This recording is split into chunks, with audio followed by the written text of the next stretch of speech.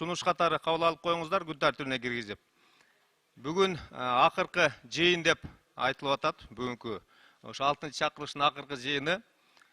Эртеңден баштап ушул биздин жогорку кеңештин имаратына биздин депутаттар ушул мындайча айтканда абдан көп эмгек кылды.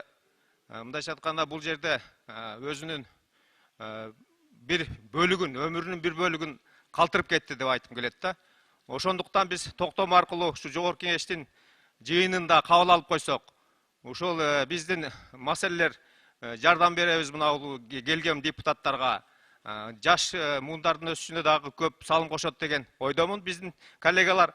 Ошондуктан бул зданияга мындайча айтканда өзүнүн 6-чакырылыштагы күбөлүгү менен кирип чыкканга уруксат бере турган токтом чыгарып койсок деп сунуштайт элем. Муну ушул сунушту добушка коюп койсоңуз. Рахмат.